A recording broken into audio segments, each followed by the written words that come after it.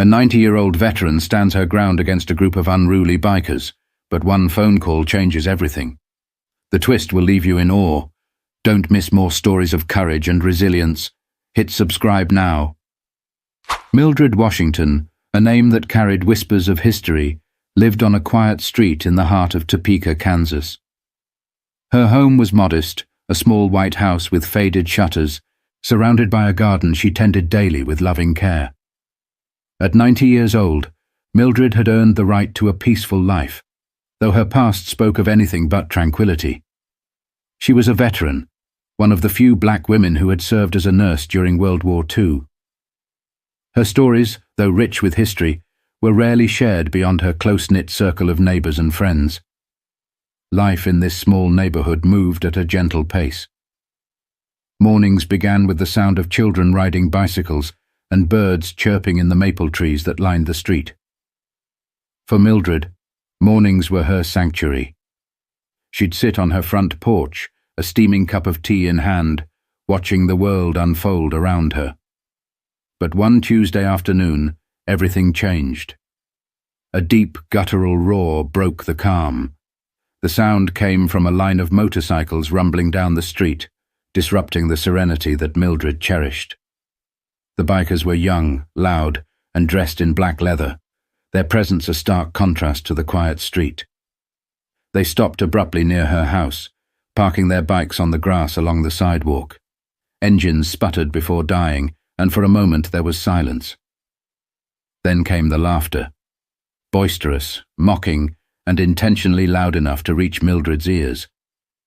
She watched them from her porch, her hands folded neatly on her lap. The leader, a tall man with a red bandana tied around his head, noticed her gaze. He smirked and nudged his companions. "Look at the granny over there. Bet she's got stories about the dinosaurs," he said, his voice dripping with mockery. The group erupted in laughter. Mildred didn't flinch. Her dark brown eyes, still sharp despite her age, studied them with quiet resolve. She didn't respond. Instead, she rose slowly from her chair, gripping the armrest for support, and walked inside her house. She closed the door softly behind her. The bikers saw this as an invitation to escalate their antics. Music blared from a speaker one of them had strapped to his bike, a jarring contrast to the peaceful hum of the neighborhood. They hollered and laughed, their voices carrying across the street, disturbing the neighbors who peeked cautiously from behind curtains but dared not intervene. For Mildred, this wasn't just noise. It was a challenge. She had faced much louder and more terrifying adversaries in her lifetime. The memories of war and the prejudice she endured as a black woman in the military had toughened her spirit. She wasn't one to be easily rattled. Later that evening, Mildred stepped onto her porch again, this time carrying a broom. She swept the wooden planks as though the loud music and jeers were nothing more than an annoying breeze. The bikers noticed her again and turned their attention back to her. "Hey, Grandma! Don't hurt yourself with that broom," one of them shouted, earning more laughter from the group. Mildred didn't reply. Instead, she paused her sweeping and looked directly at them. Her steady gaze was unyielding, and for a brief moment the laughter faltered. She returned inside, without a word. But Mildred knew that silence wasn't enough. These men were pushing boundaries, and she could feel the tension growing. She glanced at the old rotary phone in her kitchen, her fingers brushing its cool surface. It had been years since she'd dialed the number she was now considering. As she sat at her table, her eyes fell on a faded photograph hanging on the wall. It was her, standing tall in her army uniform, surrounded by comrades whose loyalty had been forged in the fire of war. She let out a slow, measured breath.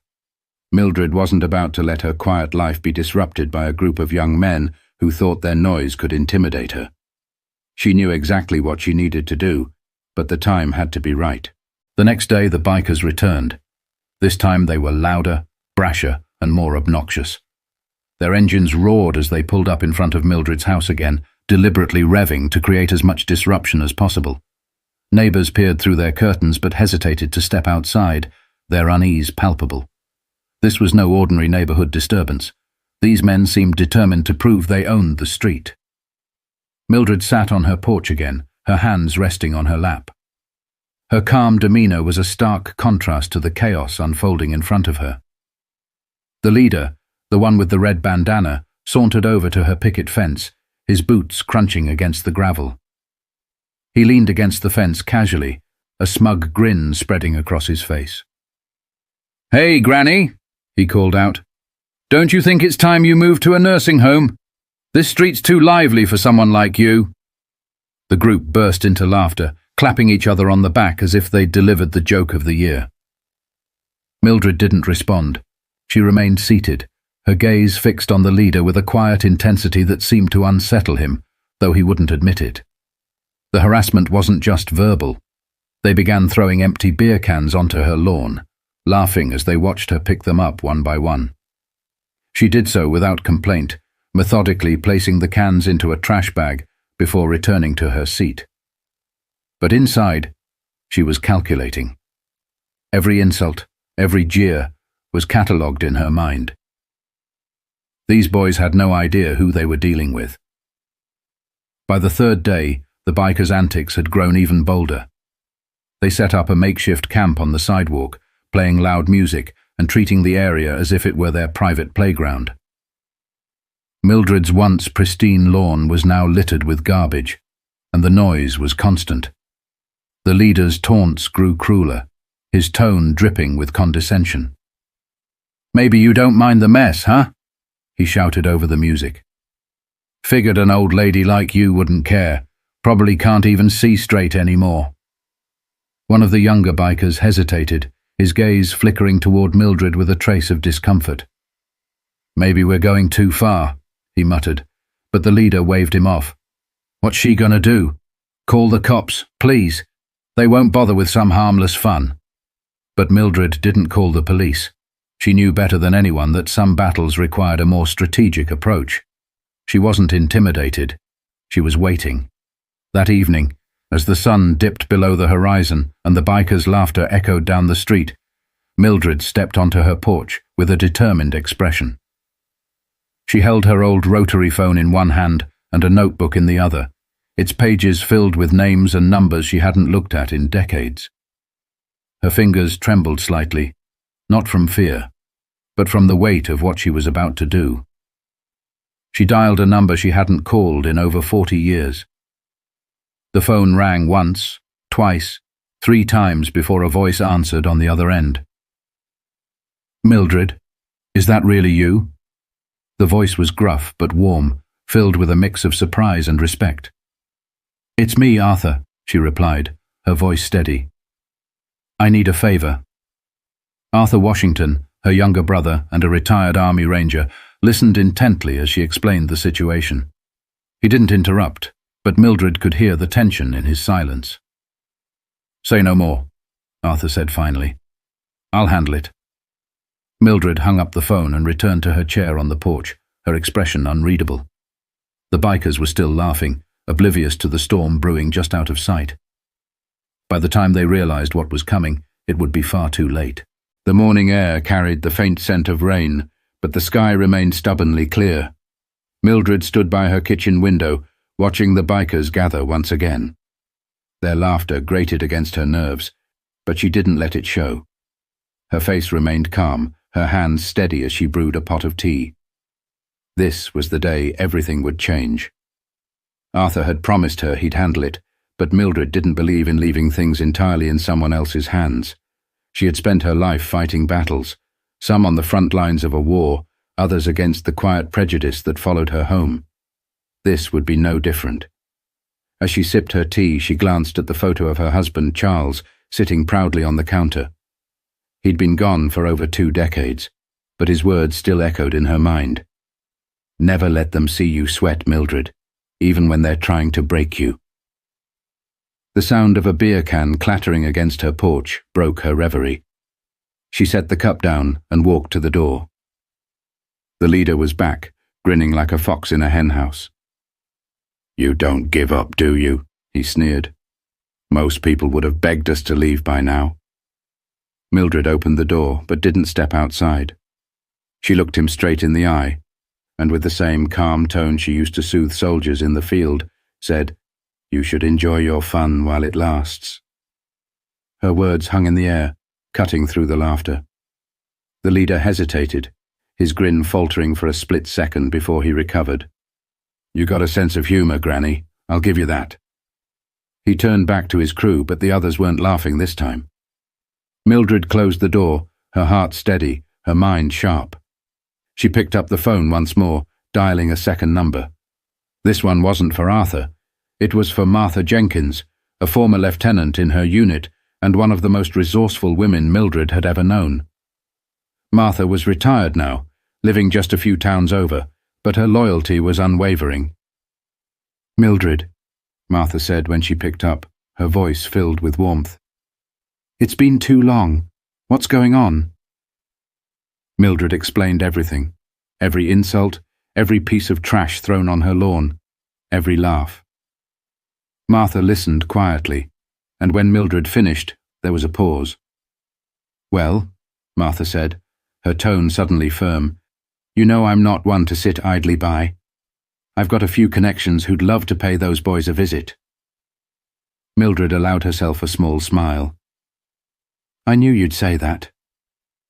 Later that afternoon, as the bikers continued their racket, Mildred sat on her porch with a sense of quiet anticipation. She noticed the younger biker again, the one who seemed uncomfortable with the group's behavior. He was sitting apart from the others, his gaze lingering on her. For a moment, Mildred considered speaking to him, but she decided against it. His moral compass, however faint, wasn't her responsibility to guide. She had bigger plans. The hours dragged on, the sun setting behind the row of houses, casting long shadows across the street. The bikers showed no signs of leaving, but Mildred wasn't worried. When the first set of headlights appeared at the end of the street, her lips curved into a subtle smile. 2 SUVs rolled in slowly, their engines humming with authority. The bikers didn't notice at first, too caught up in their music and laughter. Mildred sat back in her chair, folding her hands neatly in her lap. "Time to teach these boys a lesson," she murmured to herself. What happened next would turn the tables in ways they never saw coming. The first SUV came to a stop directly across the street from Mildred's house, its engine rumbling to a halt. The second pulled in right behind it. The doors opened in unison, and out stepped 4 men, their movements deliberate and calm, radiating an air of authority. They were older, each wearing black jackets with an insignia stitched onto the chest, a crest that symbolized their time as Army Rangers. Arthur emerged from the driver's seat of the first SUV, his imposing frame and silver-streaked beard giving him a commanding presence. He wasn't wearing a uniform, but his stance alone spoke volumes. Behind him stood 3 of his closest friends from his unit, all retired military, all trained to handle situations exactly like this. The bikers froze mid-laugh, their heads turning toward the newcomers. The leader, still leaning against Mildred's fence, straightened up, his cocky grin faltering as he sized up the men approaching. Arthur's eyes locked onto him, and the weight of his gaze was enough to wipe the smirk off the leader's face entirely. "You must be the one who's been bothering my sister," Arthur said, his voice calm but edged with steel. His words carried a weight that silence seemed to amplify. "Sister?" the leader echoed, glancing nervously at Mildred, who was now watching the scene unfold with a faint smile. "We were just hanging out." Arthur took a step closer, his hands resting casually at his sides, but his presence was anything but casual. "Hanging out," he repeated, his tone flat. "By throwing trash on her lawn, blasting music at all hours, mocking a woman who's done more for this country than you could ever imagine." The leader's crew shifted uneasily, their bravado evaporating under the scrutiny of Arthur and his team. One of the bikers muttered something, but the leader waved him off, trying to maintain a shred of authority. "Look, we didn't mean any harm," the leader said, his voice tinged with defensiveness. "It was just some fun." Arthur didn't break eye contact. Let me tell you what fun looks like to me. Fun is respecting people who've earned it. Fun is knowing when to back off before you bite off more than you can chew. The tension in the air was palpable, and the bikers were no longer laughing. The younger biker, the one who had seemed uneasy from the start, took a step back, distancing himself from the group. His eyes darted to Mildred, a flicker of guilt crossing his face. Before the leader could respond, Martha's car pulled up behind the SUVs. She stepped out, dressed sharply in a blazer, her presence every bit as commanding as Arthur's. Following her were two local veterans she had called in, men who had known Mildred for years and weren't about to let her be disrespected. Martha surveyed the scene, her sharp eyes landing on the leader. "You picked the wrong woman to mess with," she said coolly. "Do you have any idea who she is, what she's done? She served this country when people like you wouldn't even lift a finger. You think your little antics intimidate her? You're nothing but noise." The leader opened his mouth to argue, but Arthur cut him off with a sharp, "Enough." Arthur gestured toward the bikers' motorcycles. "Pick up your trash, get on your bikes, and leave. If you're smart, you'll think twice before coming back here, or bothering anyone else like this again." For a moment, no one moved. Then, reluctantly, the leader signaled to his crew. They began gathering the trash, their swagger completely gone. Arthur and his team didn't have to raise their voices or throw a single punch. Their sheer presence had been enough. As the bikers mounted their motorcycles and prepared to leave, Arthur turned to Mildred and gave her a small nod. She nodded back, her smile widening slightly. Justice had been served. But for Mildred, the lesson wasn't just about reclaiming her peace. It was about teaching the bikers something they'd never forget. As the bikers reluctantly rode off, their engines growling low in defeat, the street finally returned to the peaceful quiet it had once known. The neighbors, who had been peeking from their windows and behind cracked doors, began stepping outside. Slowly, cautiously, they gathered near Mildred's house, murmuring in low voices, their eyes darting between her and the group of veterans who had come to her defense. Mildred remained on her porch, sitting with her hands neatly folded in her lap, her expression calm but resolute. Arthur climbed the steps to join her, taking the empty chair beside her. His presence, as steady as it was protective, gave her a sense of warmth she hadn't felt in years. For a moment, neither of them spoke, letting the quiet settle like a blanket over the neighborhood. Martha approached, her heels clicking softly against the sidewalk. "They won't be back," she said, her tone firm yet kind. "And if they do, they'll find out what real trouble looks like." Mildred chuckled softly, the sound light but meaningful. "I wasn't too worried," she replied. "I knew you'd come through." Arthur leaned back in his chair, glancing over at the small crowd of neighbors now gathered at the edge of the lawn. "Looks like you've got some explaining to do," he said, a teasing lilt to his voice. Mildred smiled but didn't move to address them. Instead, one of the neighbors, a woman in her 40s named Denise, stepped forward hesitantly. "Ms. Washington," she began, her voice tinged with both awe and apology, "we had no idea about your service, about everything you've done. We should have spoken up sooner, but—" Mildred raised a hand, silencing her gently. "There's no need for apologies," she said, her voice steady. "We all find our strength in different ways. Today just happened to be my turn." Denise nodded, her eyes glistening. The neighbors began to disperse, offering quiet thanks and warm smiles as they passed. Some lingered longer, placing their hands over Mildred's, as if to convey the gratitude they couldn't quite put into words. As the street emptied again, Arthur turned to Mildred, his expression softening. "You know, you didn't have to handle this alone. You could have called sooner." Mildred met his gaze, a faint twinkle in her eye. "And deny you the chance to play the hero? Where's the fun in that?" Arthur laughed, a deep, genuine sound that carried through the evening air. "You haven't changed a bit," he said. "Still stubborn as ever." Mildred's gaze turned to the younger biker who had hesitated earlier. She had noticed him lingering at the edge of the group, his expression conflicted as he watched the others pick up their mess. Now, as the rest of the bikers rode off, he stayed behind, pacing nervously before finally approaching the porch. "I just wanted to say," he began, his voice faltering. He shoved his hands into his jacket pockets, avoiding eye contact. "I didn't mean for things to get this bad. I didn't know who you were." Mildred studied him for a moment before speaking. "It's not about who I am," she said gently. "It's about how you treat people, no matter who they are." The young man nodded, his shoulders sagging under the weight of her words.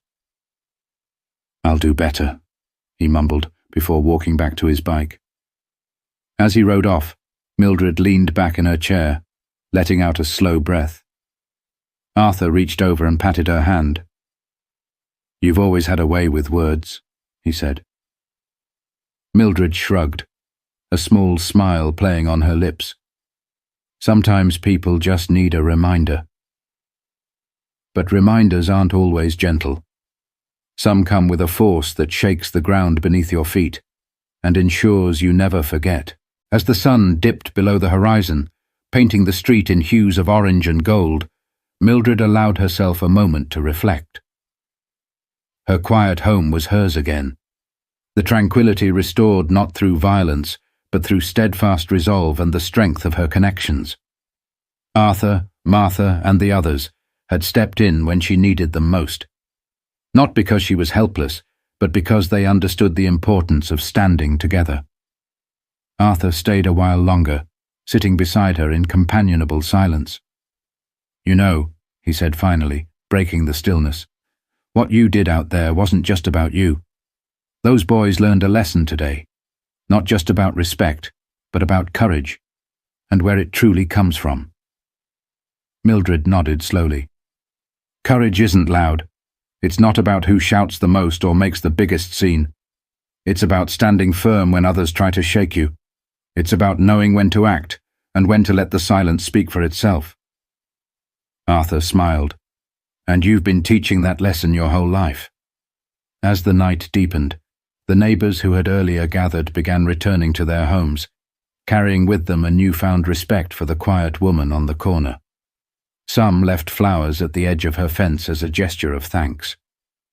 Others simply waved, their expressions filled with gratitude. The young biker's words lingered in Mildred's mind. "I'll do better." She hoped he would. It was a reminder that even those who seem hardened can change when given the opportunity. But change requires accountability, and she'd made sure they understood that. Martha stepped up to the porch, her sharp heels clicking softly against the wooden steps. "You've still got it, Mildred," she said with a grin. "I wouldn't want to be on the wrong side of you." Mildred chuckled. "You'd think after all these years people would know better than to mess with a veteran." The three of them shared a quiet laugh before Arthur and Martha bid her good night. As their SUVs disappeared down the street, Mildred stayed on the porch a little longer, letting the cool night air wrap around her. She looked up at the stars, thinking of her husband, her comrades, and the life she'd built. Every struggle, every challenge had led her here, to this moment of peace, earned and cherished. Before heading inside, she turned to the small crowd of remaining neighbors. "If there's one thing to take from all this," she said, her voice carrying a quiet power, "it's to stand together. Don't wait for someone else to act. Sometimes courage means being the first to speak." The words hung in the air, a reminder to everyone listening that strength doesn't come from size or power. It comes from conviction and unity. As the door closed behind her, Mildred's house returned to its familiar calm.